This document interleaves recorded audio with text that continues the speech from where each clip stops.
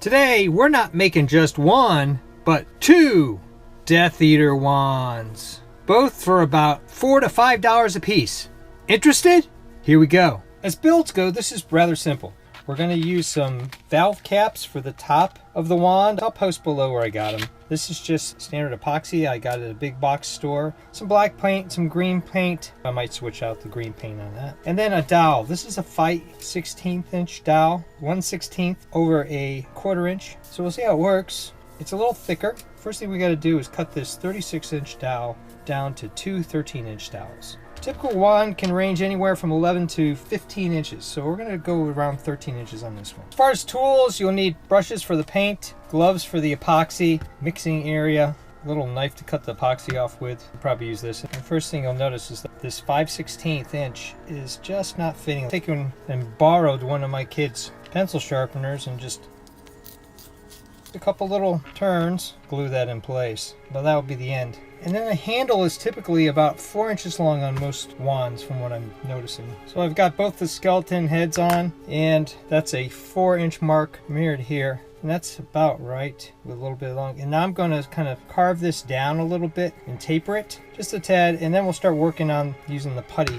This putty costs about $3.25 for 2 ounces. It's good for all sorts of different things, and it has a 20-minute working time, which will be perfect for me. Some putties, you got to be careful, only set up in 2 minutes, and you won't have much time to do detail work. This seems to be about right. Okay, a little bit of adjustment in technique. I was trying to carve it and wasn't real successful. In fact, I carved a big chunk out of it at the end. But you can see how I've just used the sander here at an angle with a very high grit and then a finer grit to kind of smooth it out. I don't know if you could see it, but you get nice little grooves in here. It makes it natural. It doesn't look like a dowel anymore. It has a little more character, and every one is going to be different. Where I carved too much off. That's okay. I'm going to make that into the handle portion. I've just swapped the ends. Let me show you how I'm doing this.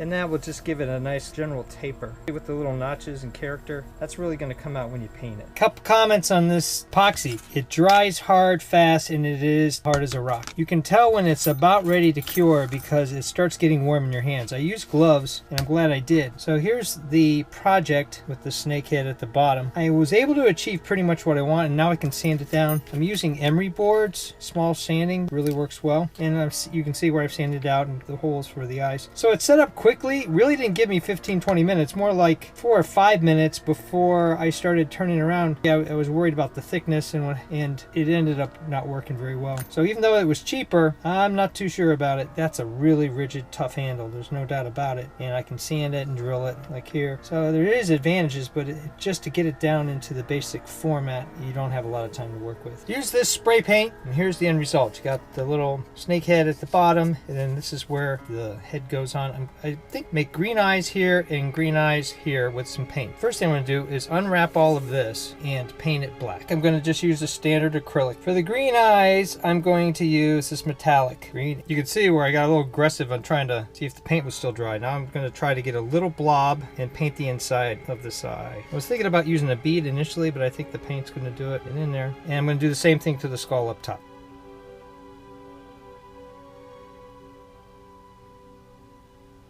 There you go, green skull eyes, and they're metallic. Put that off to dry. I'm going to start with the very detail area here with a very thin brush, and then just work down like it.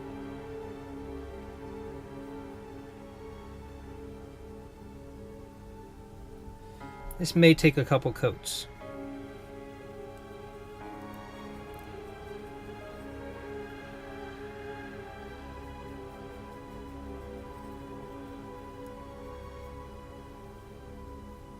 First coat, the wood's going to really absorb the paint, kind of like the silver and the black. Now let that dry, and then probably hit it with a couple more coats. I wasn't really happy the way this worked. It was just setting up too quick. So I'm going to try Super Sculpey. Now this material you actually bake. So I'm going to make a long little strand all the way down of a snake with a head, and then I'm going to make the snake green and the skull green. So the material itself comes in long strands like this, which may be helpful. This material is sticky, very pliable, and I don't think it's going to set up until I bake it. I'm rolling it out a little bit on this thin cutting board I got. I'm just going to strand it down this way, see if it sticks. And since it already looks like a snake, I'm going to take advantage of that.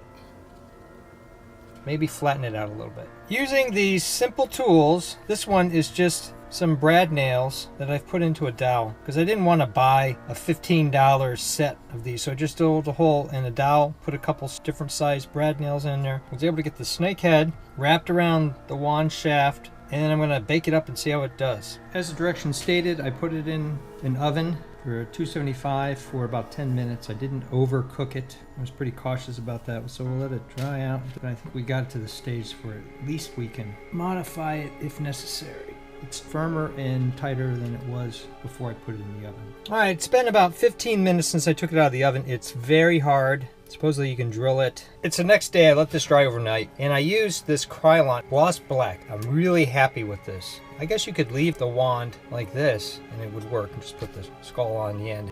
I like the gloss. It just gives a little bit of a shine. Certainly on the clay, it shined up really well. On the wood, I left it kind of rough because I wanted it to be kind of weathered. The wand's been around for a while. If you used black gloss paint, you wouldn't have to put a clear coat on it probably. And then on here, I used a fine point Sharpie to kind of go around and hit that groove with some black to give it a little more definition. All this needs is to have the top glued on it, and this wand's complete. You could use any kind of glue for this. I'm using Rapid Fuse, and then I'm going to make sure that the skull is aligned with the snake head. About 4.5 inches with the snake head with the skull. 1, 2. I could tape this off, and that would take a good bit of time, or I can use a brush and try to get in here without making too much of a mess. I'm using a number 10 brush, and I'm going to use this metallic green. It's going to give the snake a little bit of a shine. I'm trying to emulate the image in the sky of the green snake. You can see where I've kind of hit some of the paint onto the black. I'm using these Q-tips